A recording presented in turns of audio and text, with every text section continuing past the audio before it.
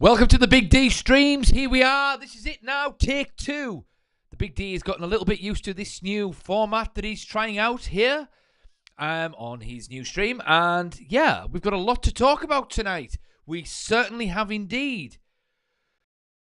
Oh, I mean, Manchester United, I tell you what, they keep you on your toes. Benjamin Šeško. Manchester United have made an official bid worth just under £74 million. Wow, wow, wow, wow, wow. And, you know, what about all this talk that Man United was skinned? You know, this is going to be the third player we've bought in the past couple of months. There's going to be over 60 million. Sir Jim Ratcliffe has played a blinder indeed. I mean, I'm not saying he's not a dickhead. He could very well be a dickhead, but he's not daft. He had everyone fooled that Man United was skinned, and we're not skinned. This is going to be the third player if we get him. There's going to be over £60 million. And all right, you know, people are going to say, yeah, well, it's going to be over the course of his 5-year contract or whatever. So, we're still going to be spending an absolute fortune on a third player so far. Now, I'm not necessarily saying that I am unhappy with this situation. I'm not saying that I don't want to see Benjamin Šeško play for Manchester United. I'm just merely pointing out the fact that the Big D said a while ago, there's no way Man United are skinned. The team is too big. Too big. The club, that is. It's too big, makes too much money. They are always going to be able to buy players. Anyway. Remember, the Big D wants to know what you're thinking. If there's anything on your mind, if something is bubbling up inside of you that you need to express, please express it in the comments. The Big D reads all of the comments or chat. So please put it in the chat. And let me know what you think about this new little formation. This new little format that the Big D is working on right now. This is the dress rehearsal for a live watch-along that the Big D has got planned for the Arsenal match. So he's trying out his eCam.live format just to see how this works. So let me know what you think in the chat. Anyway, back to Benjamin Šeško. So Manchester United have made a bid worth just under £74 million for Benjamin Šeško as the battle for the RB Leipzig striker intensifies with Newcastle United. The fee is an initial 65 million up front, plus around just under 9 million in performance-related add-ons. And from listening to Fabrizio Romano earlier on, those add-ons are key because they are more than achievable add-ons. It's not like United are going to give an extra 2 million for winning the league or an extra 3 million if he wins a Ballon d'Or or anything like that. It's going to be performance related in terms of goals and appearances that we are aware of at this point. Anyway, Newcastle United have also been working on a deal for Sesko. They made a second bid of 69.7 million up front, which is obviously more than what Manchester United wanted to pay or have offered up front. And they've got some add-ons as well. Now, the situation stands at the moment that Benjamin Šeško is, he's up for both teams, really. He's actually up for both teams. However, he's leaning more towards Manchester United, even though Newcastle are offering more money. And at the moment, as it stands as well, the 22-year-old was absent from Leipzig's pre-season friendly loss to Atalanta over the weekend due to his expected departure from the club. So it seems that they are resigned to to the notion that he's definitely going to be leaving. It's just a question of where he's going to be leaving to. And according to this, he's told his teammates that he's leaving. He's been training indoors away from the team at Leipzig's training complex. So, I mean, yeah, this is interesting. I mean, yeah, if we can afford him, let's get him. Let's bring him in. No problem. But my question is, do we really need him now that we've got Cunha and we've got Mbeumo? Because those two players can score goals. Bruno Fernandes has been looking good in pre-season so far, and so has Rasmus Højlund. And no one's talking about Joshua Zirkzee as well. I mean, Joshua Zirkzee, he was starting to play really well last season, although he's not a number 9. I get that. He'll probably play in the number 10 position. So, what's Manchester United's thinking on this? Are they going to be getting rid of Højlund? Are they going to try and sell him or send him out on loan or something? Or is it going to be a competition for places? Now, if it's a competition for places, then fair enough. Oh, thirsty work this, watching Manchester United. It really is keeping up to date with all this bits and pieces, you know. But remember, thoughts in the chat. The Big D wants to hear what's on your mind. But yeah, Benjamin Šeško, great. Get him in. That's another number 9. I don't think he's any better than what we've got at the moment. I could be wrong. He could come to England and absolutely smash it. He could be the second coming of Zlatan Ibrahimovic. If that's the case, the Big D is more than happy to go and stand in a corner with a dunce hat on and eat here with a donkey. No problem. But we shall soon see. But I'm a little bit disappointed for Rasmus Højlund. Now, this is going to be a test for Rasmus Højlund because he's already stated that he wants to stay and fight for his place. Now, if we get him, is Rúben Amorim going to be happy for that competition, or is he going to pull Rasmus Højlund to one side and say to him, look, Rasmus, your opportunities are going to be limited this season, so it's probably best if you move along. Now, if he says that, it'll be interesting to see or hear what Rasmus Højlund's reaction to that is. Because if he turns around and says, no, boss, I'm staying, I'm fighting for my position, and I am going to get in that team. Just like what Harry Maguire did. Because Harry Maguire was a meme. He was a walking, living, breathing meme. And, well, let's be honest. He dug his heels in. He stayed. And he has, well, he's earned the respect of his fellow players and of the fans as well. And it looks like he's going to be staying at Manchester United for the remainder of his career. But we'll get to Harry Maguire in just a little while. So if he's got that kind of attitude, then great, keep him, because you want the players at Manchester United to want to be there, to want to fight, and to have that mentality to do anything that they possibly can to get into that starting 11 and help the team climb that table. So it's going to be interesting to see. It really is. But yeah, this whole situation with Man United being skint, I didn't buy it when Jim Ratcliffe said it first time round. I don't buy it now. And I think so far this summer has proven that it was all a ruse just to kind of get some kind of leverage in the transfer market. Because you don't become a multi-billionaire without knowing how to manage finances and how to sort of... get leverage in negotiations. It's just the art of the deal. That's all it is. Plead poverty.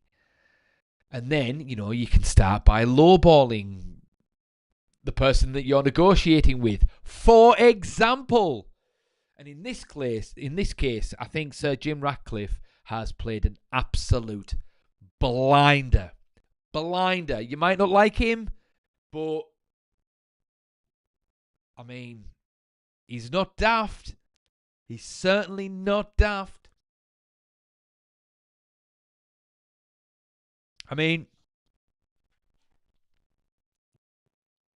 It's going to be interesting to see how this plays out, because we've only gotten rid, really, like the big name that we've got rid of is Rashford. So he's gone. Now, if we're putting a bid for Sesko, now I'm not saying United are absolutely loaded. I'm not saying that.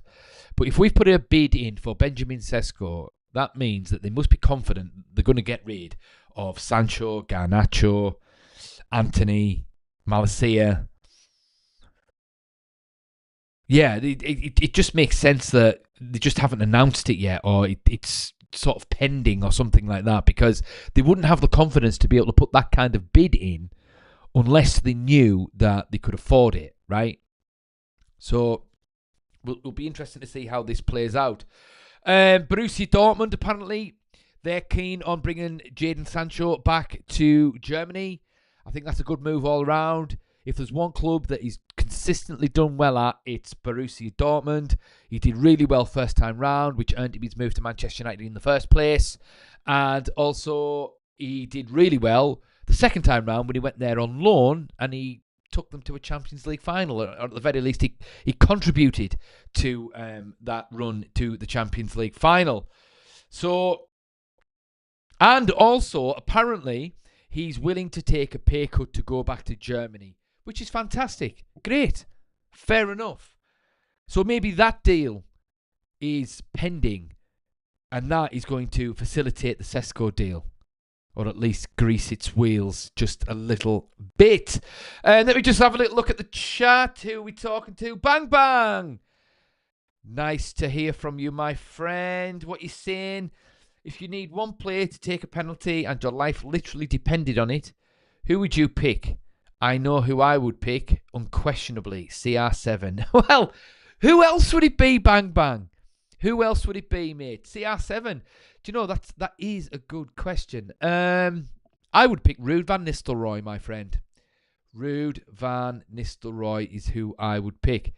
Did you say any player or did you say a United player? Well, you didn't really specify. I'll tell you what.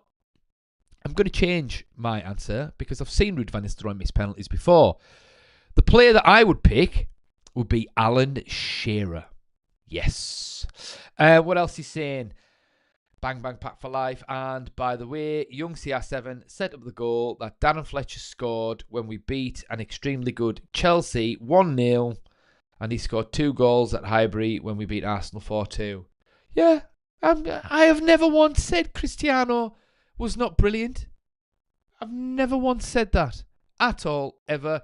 Cristiano Ronaldo is better than Maradona, he's better than Pele, better than Van Basten, better than R9, but he's not better than Lionel Messi, my friend.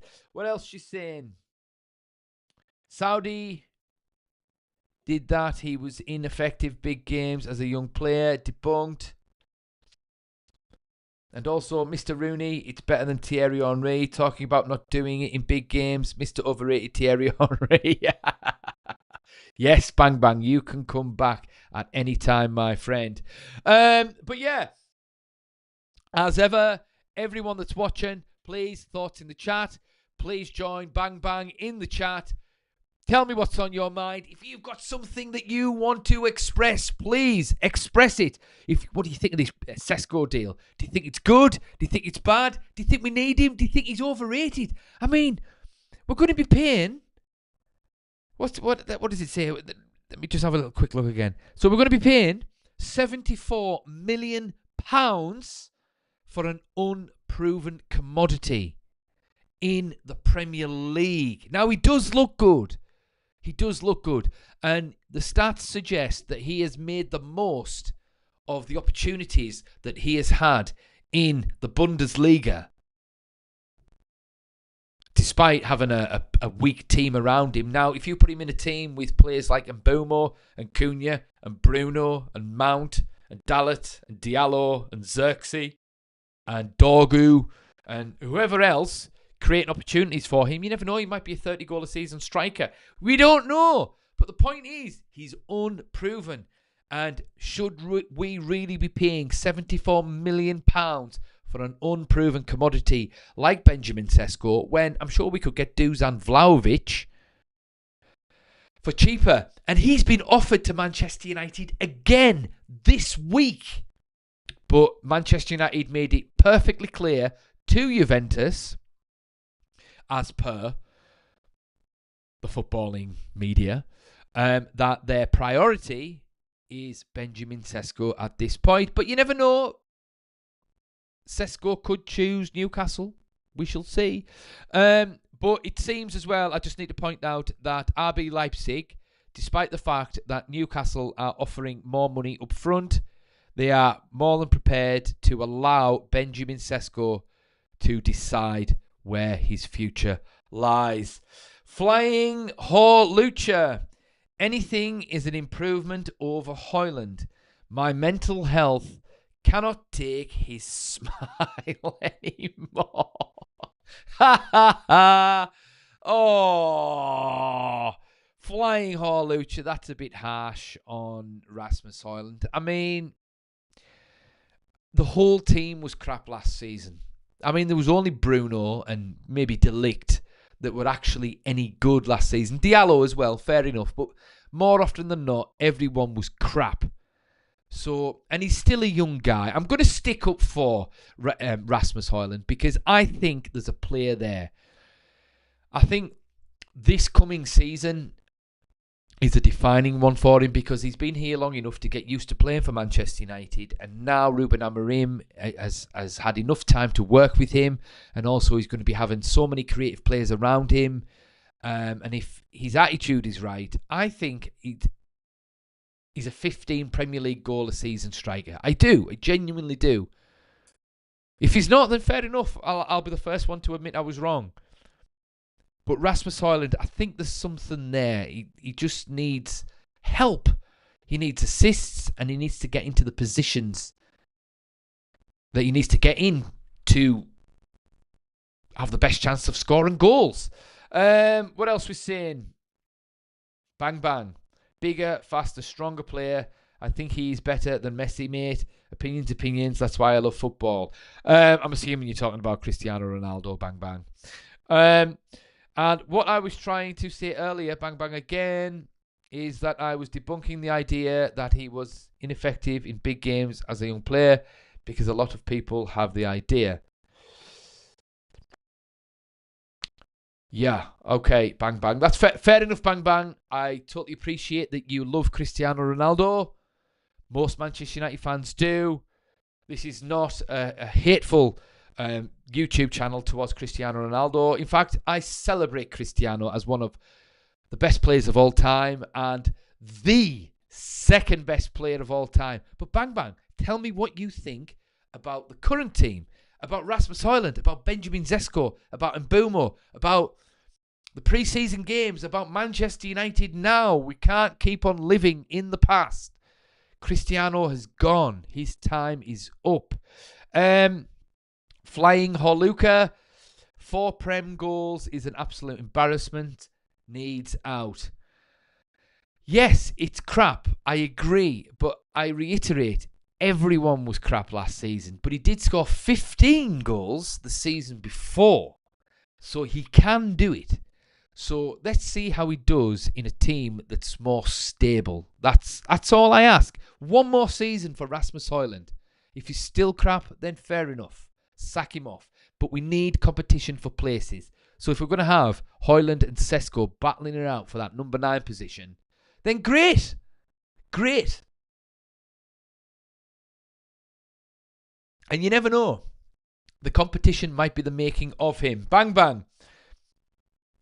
You know what it is? I love flair players and just feel that renowned, thou hast more flair. Prefer watching it, in my opinion. I like flair players, to be honest. Bang, bang. I really do. The best players are the flair players. People like Alessandro Del Piero, Roberto Baggio, Zinedine Zidane, Brazilian Ronaldo. Lionel Messi's a flair player.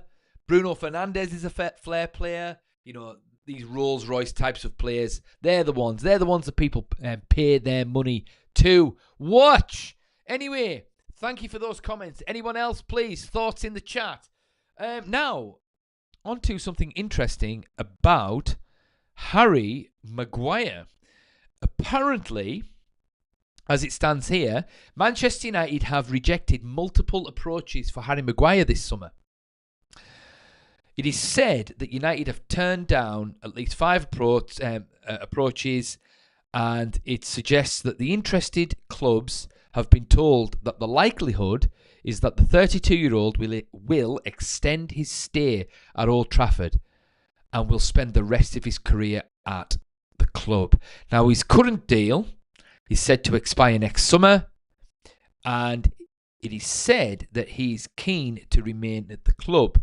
No formal talks have taken place, but United are reportedly keen to keep the England centre-back. He made 27 Premier League appearances for United last season, and he started the Europa League final as well. I'm really happy about that. Harry Maguire, I think he's earned the respect of the footballing community, especially after, his little bad run of form. He dug in. He was stripped of the captaincy during that chaotic time when Cristiano Ronaldo came back. And he has, he's become a positive influence in the Manchester United changing room. And I'm going to tell you right now, he was class in that Europa League sort of run that we had last season. He was absolutely class. And his winning goal against Lyon was absolutely magic. And it's one of my favourite memories as a United fan in recent times. I'm really happy that Harry Maguire is going to be staying around, because he'll be a positive force in the dressing room. And yeah, Harry Maguire, he's class. He's a Manchester United player. The thing is with Harry Maguire is he was bought for 80 million when we could have got Rúben Dias for 50 or something like that. And let's be honest, Rúben Dias is a much better player than what Harry Maguire is, obviously. But Harry Maguire cost £80 million. And as good as Harry Maguire is, he's not an £80 million player. Is he a world-class player? Certainly not now. Was he a world-class player at his peak? Maybe briefly. Just briefly. Maybe. But he was certainly a very good player. But he was never 80 million. But when players get a price tag that's overinflated, which always happens when they come to Manchester United, it just adds extra pressure on that player, and it distorts the view of the footballing community and the footballing glitterati and all of that. And it just adds unfair pressure on said players. Now, I would argue that Harry Maguire handled it as best he possibly could. He has been a good player for us, and it's just a bit sad that his best years have come during a very kind of topsy-turvy time at Manchester United. So, but, he's sticking around, and we might see Man United for a couple of seasons yet. And you never know. Next season could be our year. But let's go back to the chat. What we're seeing now. Sebastian. Hello, bro. What's up? I am new here. What's your name? Sebastian, welcome to my channel. My name's TheBigD. You are welcome anytime. If you've got anything on your mind that you need to express, if there's anything bubbling up inside of you that you want to tell me and the footballing community and also my viewers, please put it in the chat. The Big D reads all of the chat, and he's always interested in what is on your mind, my friend. With regards to Manchester United, let's have a look. And I don't mind a little bit of footballing history as well. And England. Sometimes I talk about England. Although that's even worse than Manchester United at times. Bang, bang. What else are you saying? Okay, I'll talk about the current team. But CR7 is number 1, not number 2. He's better all-around player than Messi for me. Well, no comment. Here we go. What else are you saying? In terms of the current team, I think we're better than people think. And I just think you need to score more goals. I think our general play improved under Amorim last season. Just couldn't score. Yeah, I agree with that. Bang, bang. Yeah. I think we're a lot better than what people make out, but it's Man United. Everything gets inflated with Man United. Transfer fees, transfer tax. That's right, Sebastian. That's the United tax, dude. Yes. everything gets inflated. The transfer fee, wages, expectations, opinions, good and bad opinions, that is. So if Man United are crap, they're getting relegated. You know, if Man United are good, you know, they're... well, actually, when Man United are good, they get downplayed a little bit, you know. So, in my opinion, anyway. But yeah, I agree with that. Bang, bang. We just need to score some goals. And, I mean, regardless of what you think about Ineos, right, and Sir Jim, and the Glazers, right, yes, the situation is crap at the moment. Manchester United tickets are too expensive. We have been crap, and there's all kinds of sort of weirdness at the club, right? I get it. I agree. I understand. The Big D's dad is a season ticket holder. He's a pensioner, and he's paying through the nose to sit and watch dog turd at Man United over the past few seasons. Anyway, but what we need to improve on the pitch is scoring goals, and you've got to give credit to Ineos, Sir Jim, Glazers, whoever it is that's writing those checks. They've gone out this summer, and at the very least, they've tried to fix this problem. They've bought, well, if they get Sesko, they'll have bought 3 high-priced attacking players. Now, whether or not they're going to turn out to be the right players over the short, medium, and long term remains to be seen, but the attempt has been made to fix a problem on the pitch. And make no mistake, if the problems on the pitch are fixed, everything else kind of falls into line. Because that stadium has been crap for ages. But when we were winning, no one cared. The Glazers have been there since about 2005. But when we were winning Champions League and getting to finals of Champions Leagues and winning the leagues, the protests weren't as loud. They were there, and if you feel strongly about the Glazers, fair enough. I'm not necessarily trying to undermine your opinions on the Glazers or anything like that. I'm merely pointing out that if the team is winning, everything else is just background noise. So they've gone out there and they've fixed the most pressing problem this summer, and that is whether or not we can score goals coming for next season. And fair enough. Sebastian, what else are you saying? You saw what's happening with Dibbling. With us, it's 100 million, and with Everton, it's 35. Well, United tax. Bang bang, what else are you saying? I don't think Messi is a flair player. He's a dribbling player. Flair is things like skills and step overs, not just pure dribbling, in my opinion. I think you can call Lionel Messi a flair player, mate. To be fair, yeah. He's not a show pony. Step overs and all of that, that's been a show pony. But a flair player is a player that can do magical things unexpectedly. I know some Messi has an advantage because of centre of gravity. Believe with CR7 it's more of his own skill and a gravitational advantage. Are you telling me, Bang Bang, that Cristiano Ronaldo's supreme athletic ability is not a gravitational advantage? Come on now. You've got the blinkers on there, my friend. Sebastian, am I having some vodka with orange juice right now? I am having some Jamesons on the rocks. Cheers, mate. Cheers to you, mate. But no, it's not vodka.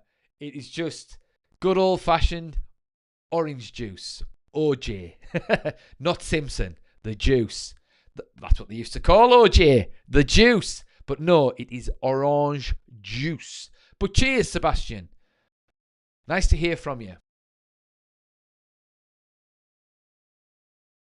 But anyway, let's get back to business. Where are we? So what we talked about. We've talked about Sesko. We've talked about whether or not United were so-called skint, which obviously they're not. We've talked about Maguire. We've talked about Sancho. Garnacho! Viva Garnacho. Well, it looks like he's waiting for Chelsea. It's as simple as that, really.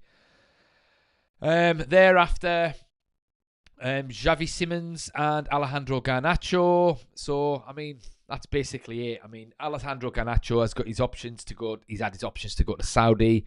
He's had his options to go to potentially Napoli. And also, I think Juventus were interested in him at one point as well. But he wants to stay in the Premier League.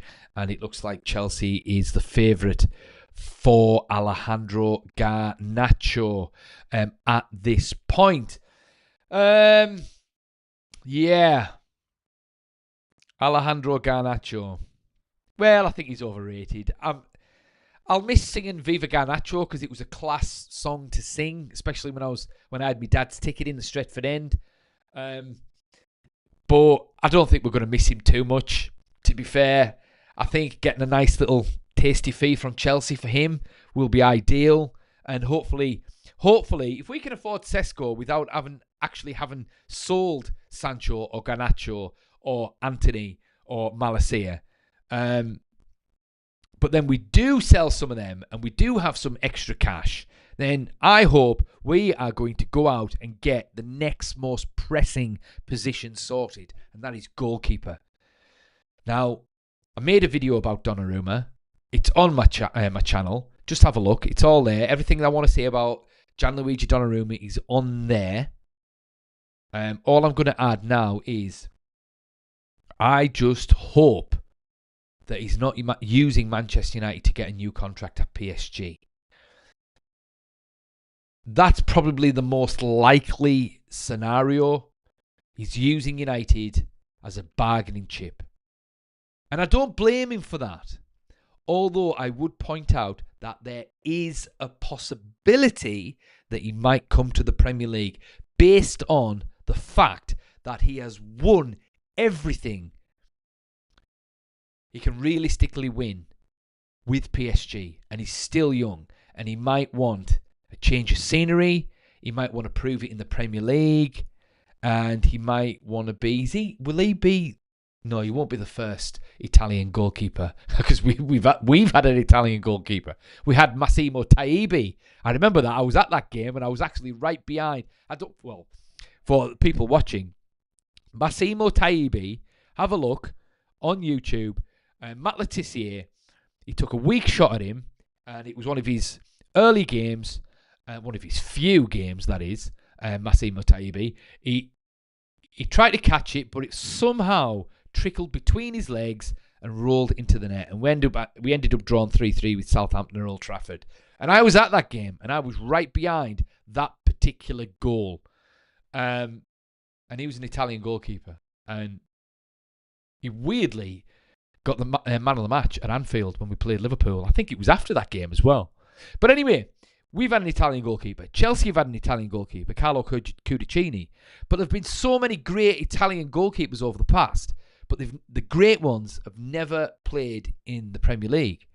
So there was Peruzzi, there was Pagliuca, and these are, I'm rattling off these names for the fans who might be watching, who used to watch old school Football Italia on Channel 4. It used to be class back in the day of Roberto Baggio and R9, Christian Vieri, Zinedine Zidane, Paolo Maldini, Don Paolo, and all those guys. So there was Pagliuca, there was Peruzzi, Buffon. I mean, Buffon made his debut for Parma, I believe, when he was like 16. So many great Italian goals. Sebastiano Rossi, the great AC Milan goalkeeper. Yeah, he was class as well.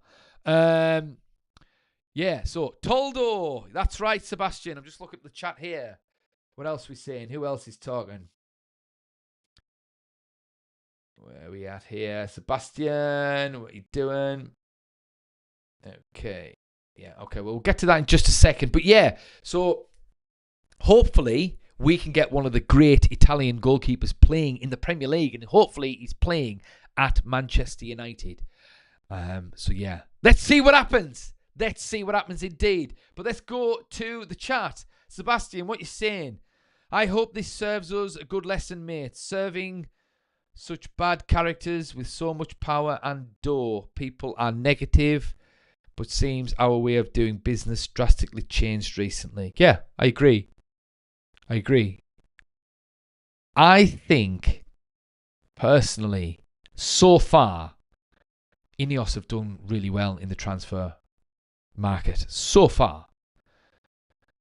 I think De Ligt's class. I really like De Ligt. I think there's potential in Xerxes. I think there's potential in Ugarte, and I think there's potential in Dorgu as well. Cunha seems to be a good signing, and also so does Mbumo. We'll see what happens with Sesko if we get him, and we'll see what happens with anyone else that we get. Next season is going to be a really interesting season to see how things kick on a little bit, but we'll see. But I agree. I think things have changed. Sir Jim he seems to be getting his sort of hands around the transfer dealings and things like that. And as I mentioned earlier, he's played a blinder by pleading poverty at Manchester United to try and gain some leverage in the transfer market. And I mean, they don't really seem to be paying over the odds for players. I mean, maybe paying a little bit over the odds for Sesko, but he's one of the hottest young number nines on the market at this point. So it's kind of standard fare. If they paid 100 million for him, they'd definitely be overpaying. But the point is, things have changed, and I agree, Sebastian. Sebastian again, Taibbi was so crap, mate. Oh my God. Yeah, well, I mean, yeah, he did play really well against the Scousers at Anfield, though, when he got man of the match. So we'll give the devil his due, but generally speaking, yeah, glad to see the back of him, to be fair. And I think we've got Fabian Barthez after him. Sebastian, you're nearly 40 as well. Yeah. Toldo. Yeah, Toldo's a good player. Budon. Yeah, Buffon. Paliuka. Bang, bang, what you saying? No, it's because of how hot CR7 and dedicates himself to being the greatest footballer of all time. And he is, in my opinion. But it's nice that other people have other opinions. If everyone had the same opinion, it would be boring. I agree. Bang Bang, I thought we were going to be talking about the current Manchester United team. Come on, Bang Bang. Mark Hughes. If we get a keeper and a midfielder, we've had a good window. Yeah, if we just get a keeper after getting Sesko, I think we've had a good window. If we get a good keeper and a good midfielder, I think it's been an absolutely amazing best case scenario window, to be fair. But yeah, I like your optimism, Mark Hughes. I'm assuming you're not the Mark Hughes, and that is just a coincidence. But welcome to the channel, Mark. I hope you're the real Mark Hughes. If you are, please let me know. I'd love to do a podcast with you, mate. Bang bang, Pat for life. But think as well, players need to position themselves right for Bruno when he puts those balls in. If you watch clips of us in the past, players used to do that for Mr. Scholes. I agree, 100%. Particularly Rasmus Højlund. Rasmus Højlund should be doing the exact same thing. If he just gets in the right positions, then the players are going to know where he's going to be. I agree. That is one of the best comments you've come out with since we've been speaking, Bang Bang. I appreciate that comment. I appreciate you. More of those comments. Sebastian, talking to Mark Hughes. Well, I'll let you two have a little chat. And then I might chime in by keeping an eye on that little chat. But you two lads, crack on. Mark, if you want class, you've got to pay the money. I'd rather have Sesko over Gyökeres. Well, fair enough. Fair enough. I mean, yeah. Maybe. Yeah. I mean, I've said on previous videos, I think Gyökeres is probably more of a risk than Sesko because Gyökeres looks like he found his level in Portugal. I mean, he could go to Arsenal and he could be an absolute world beater. And if he is, fair play. But he just looks a bit too one-dimensional, whereas Sesko looks like the second coming of Zlatan Ibrahimovic.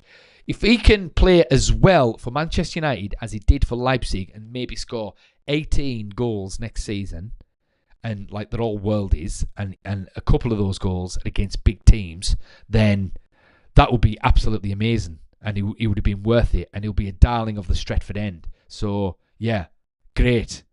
Bang Bang. Paul Scholes is so much better than overrated Gerrard and Lampard. I don't know why people have the stupid discussions. Well, yeah, okay, let's digress to that. I like that one, Bang Bang.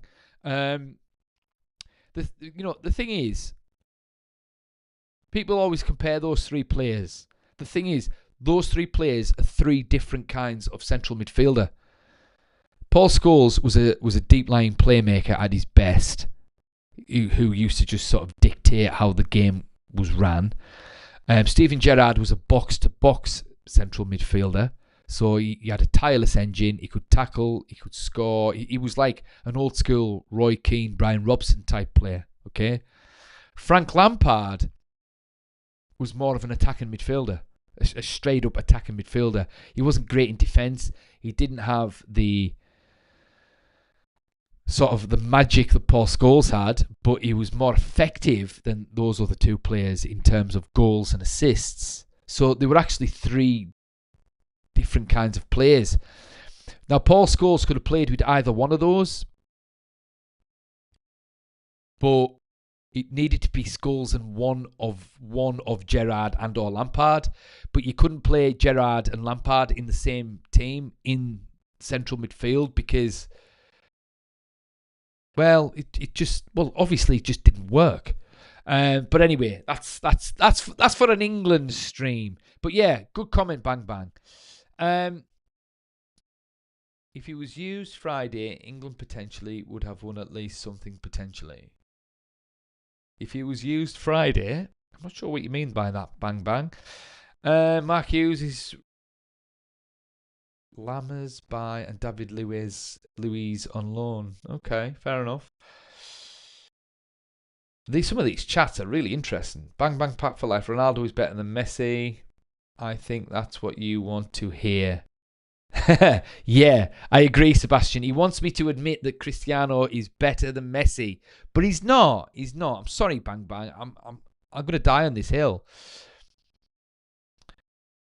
Mark Hughes, I wish, mate, and thank you. Oh, that's a shame. I thought that was going to be my first ever podcast episode talking to the great one and only Mark Hughes, my first favourite player as a young boy. Mark Hughes. I used to have a Hughes 10 shirt. I've still got it somewhere as well. And it was the old sort of collar with the lace from the 93-94 season. I loved that shirt. Gaz Davies, nice to hear from you again, my friend. Rasmus couldn't score in a barrel of fannies.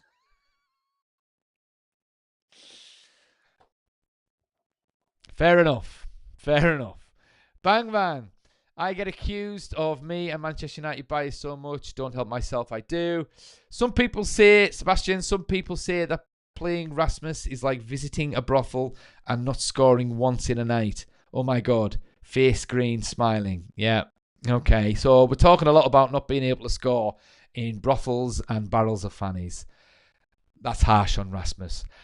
That is harsh on Rasmus, guys. Come on. Play nice. Mark Hughes. And if we, hang on, what we're saying here. And if we get rid of the bomb squad, I get a right wing back and I get Vanderson. Okay, yeah, I've heard of him. January, and what's the situation with Donnarumma and time to a contract in January? Yeah, I think that's good. I like that. But it seems to me, Sparky, I'm going to call you Sparky. It seems to me that he's going to be trying Amad Diallo at right wing back, and that looks quite exciting as well. And I think that would be ideal. I mean, obviously he's not very good defensively, but if you've got, say, Lenny Yoro as the right-sided central central defender, while Diallo is right wing back, then he's got the athleticism to be able to cover defensively for Amad when he's bombing forward from the right wing back position. But yeah, agree on the Donnarumma thing. I'd happily spend the 34 million on Donnarumma now, to be honest, and just get him in now. Why not? And especially if we got him, then that would probably mean that Andre Onana is probably going to go somewhere, maybe Saudi perhaps. So It's not as if we couldn't afford him. In fact, we could even offer it. We could even offer PSG Onana. I mean, why not? 10 million plus Onana. They'd probably take that. Sebastian, the sharp one. Yes, the sharp one, my friend. No, the sharp one, mate. Yeah, the one that we won our first Premier League title in 92-93 and also our first double in 93-94 as well. Sparky, I went Ireland back in 97, told them all Mark Hughes was my dad and they believed me. Excellent, excellent. Adam Short, after the striker, you think we will sign a midfielder or goalkeeper or both? Goalkeeper, I think. I think it'll be goalkeeper, definitely, Adam. After the striker, if we can afford it, obviously. Yeah, definitely. In terms of a midfielder, I think it'll depend on if we get rid of the bomb squad, i.e. Anthony, Sancho, Garnacho, all those guys. Because, I mean, if we got rid of Sancho, there's 20 mil. If we got rid of Garnacho, maybe that's 30 or 40. Let's say 30. So there's 50 mil. And we get rid of Anthony for 30 mil. There's another 80 million. Now, if Donnarumma has only got a year left on his contract, I've read the other day that I think they want something like 34 million for him. So unless he's using us as a pawn for contract negotiations, which could potentially be the case, then why not spend the 34 million on Donnarumma? Why not? But in terms of midfielder, I don't think we're desperate for a central midfielder because we've got Cobby, got Bruno, we've got Mason Mount can play in there. Ugarte needs... We need to stick with Ugarte for the time being. And Casemiro is good enough to be a squad player. So, you know, why not? Quikai, person, turquoise, waving. Okay. Sebastian, Big D, you think Onana will really leave? Yes, I do. I think it's just a matter of time before Onana's gone. It just hasn't worked out. He's just not good enough for Man United. He might go for a payday in Saudi, perhaps. And fair play, fair play. Sebastian with the red lines near the arms. Got that one too. OMG. Yeah, I think I've got... I think I went about 20 years without missing getting a United home shirt. Yeah. Now, this was back in the day when we changed the home shirt every 2 years as opposed to every 1 year now, which is an absolute rip-off. And they weren't as expensive back then as they are now. They used to be 30, 40 quid back in the day, whereas now they're like 90 quid or something like that, and they're an absolute rip-off. But, yeah. I didn't get that tea towel one that we had when we last won the league in 12-13. I didn't get that one. But I'm pretty certain I got every single... I think that was the first year where I didn't get a home shirt. I'd had every single home shirt since 1994 up until 2013. And a little selection of away jerseys too. And I had names on the back. I've had players like Mark Hughes. I've had Cantona on the back, kind of. I've had Beckham on the back. I've had Keane on the back. I've had Gary Neville on the back. I've had Van Nistelrooy on the back. I've had Owen Hargreaves on the back. I've had Bruno on the back. I've had Varane on the back. I've had loads of players on the back. Sometimes you just need to have a name on the back of a shirt, you know. What else are we saying here? Sparky, what else are you saying? But could you play Ahmad against Liverpool with Salah on that wing? And if Euro don't cover him, we could be in trouble. Well, Salah plays on the right wing, so he'd be up against Dorgu. So it would probably be Gakpo, I imagine, playing against Ahmad. And to be fair, perhaps he would play, I don't know, Dalit or Mazraoui at right wing back if we were up against a player like Gakpo or, I don't know, someone like that, you know. So he'd probably take that into account, tactically speaking. Sparky, what you saying? Answer me a question, please. What has Malacia done wrong? When we signed him, I thought he was good. Yeah, I just think it hasn't worked out. He's too injury prone. I mean, he came and then he's been out for like 2 seasons, and it's just got to a case where, cut losses. Simple as that, really.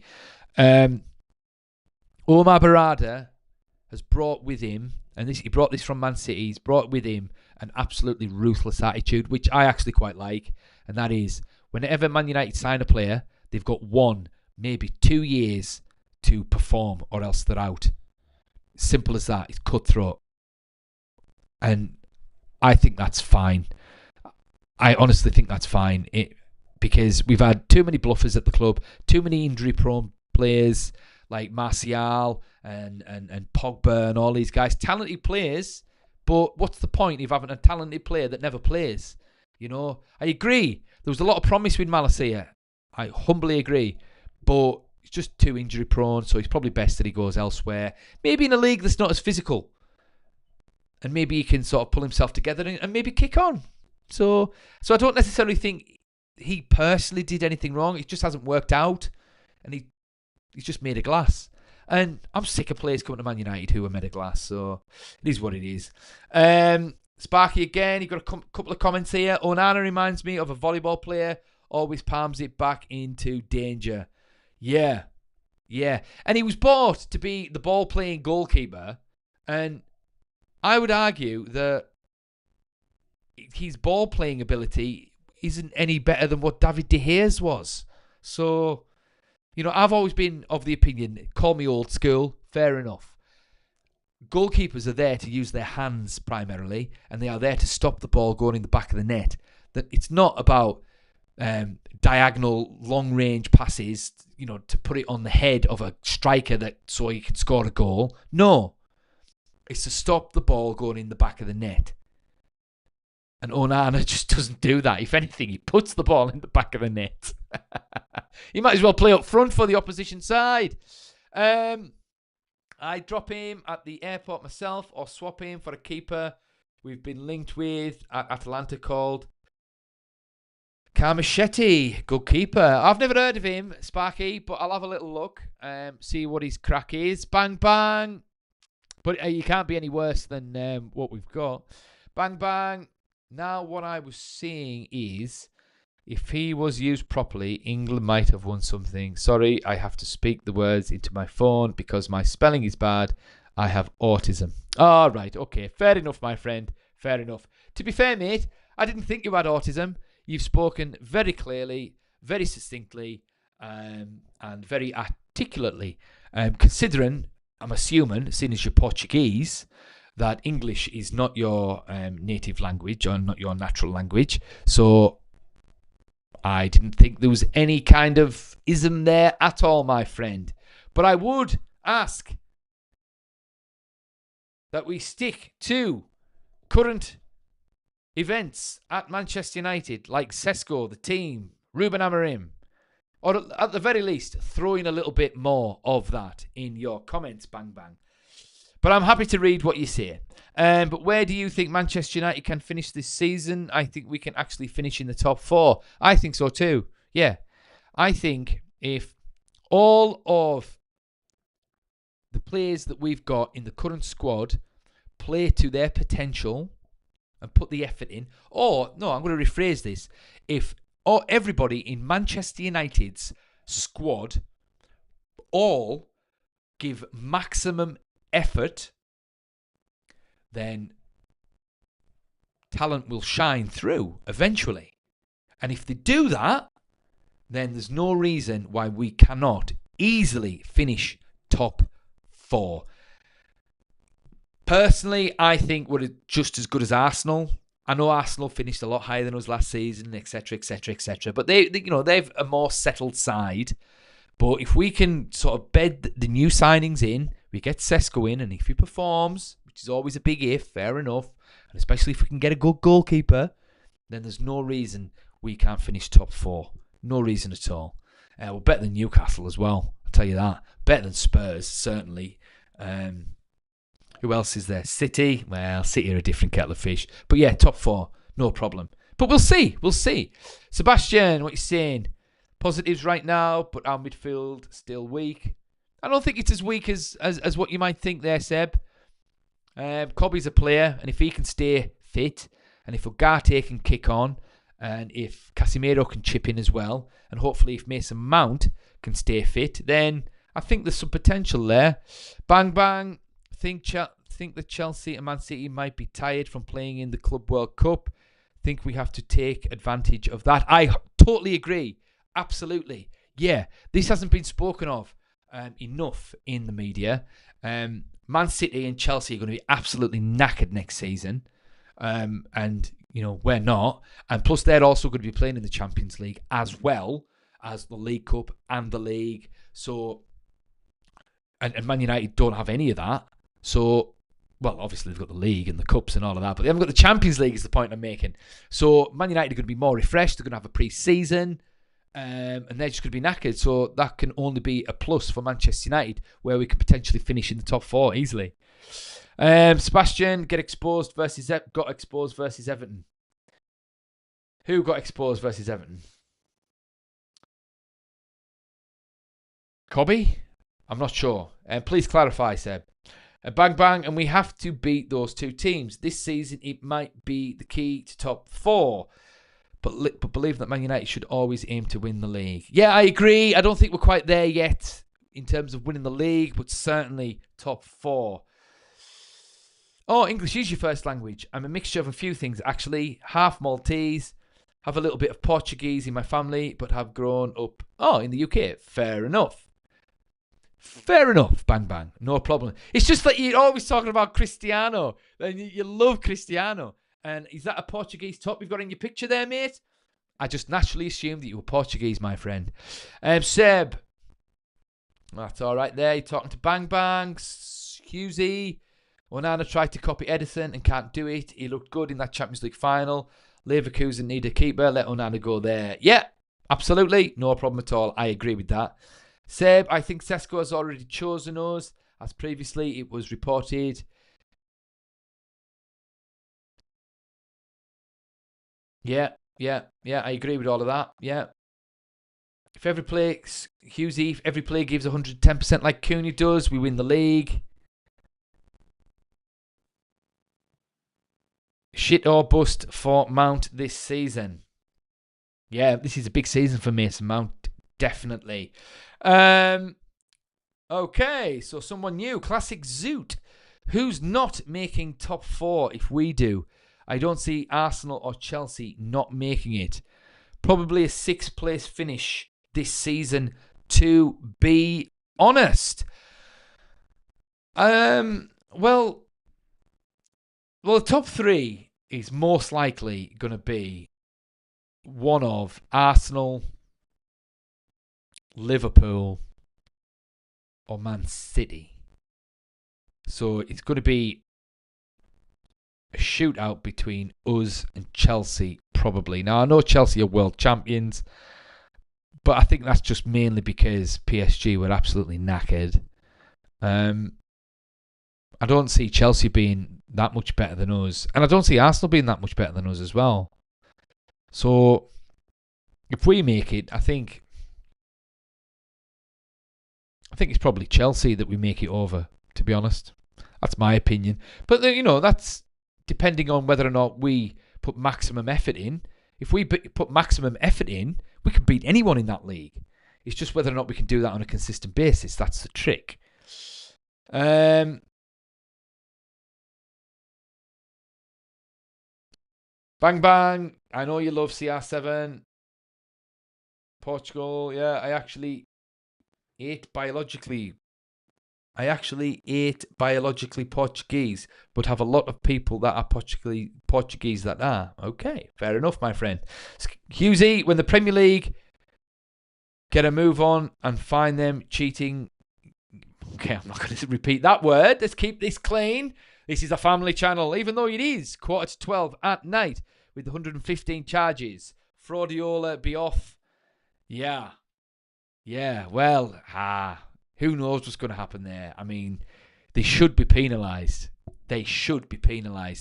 And if they get penalised properly and dock points for every season that this kind of shenanigans happened, that would mean I think we would have 3 more titles. We'd have the 2012 title, the Agueros that season. We'd have the Mourinho would have a title with us, and Ollie would have a title with us as well. So we'd have 3 more titles. So, yeah. The Scousers would have a couple more as well, but hey ho. Right. What we're going to do here is, I'm going to have to wrap this up, boys and girls, because it's getting late and the Big D's a little bit peckish and he's been going an hour straight. And do you know what? I want to thank everyone that's commented and I want to thank everyone that's watching. I really appreciated it because tonight has been my biggest audience yet.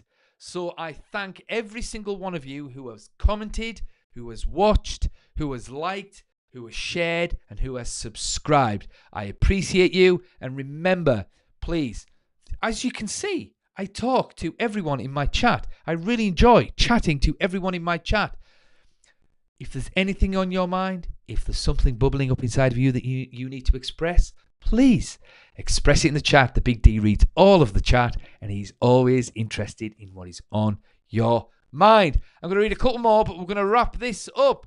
Where are we at here? Who are we saying? Max Hughesy, Man United, Liverpool, Arsenal, Chelsea, City, depending on charges. All right. Yeah. The people who are going to be winning more league titles. Yes, that's true. Ole Gunnar Solskjaer. Well, are you the Ole Gunnar Solskjaer? Because if you are, you let me know. I want to do a podcast with you, sir. I have questions that I have for your amazing time at Manchester United as a player and also as a manager. But alas, you're probably not the Ole Gunnar Solskjaer. But I kind of hope you are. Classic Zoot, giving you a sub, bro. Thanks, Classic Zoot. I really appreciate that. I genuinely do.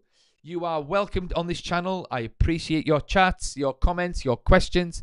I appreciate your sub, and I look forward to chatting with you on more live streams, my friend. Thanks a bunch.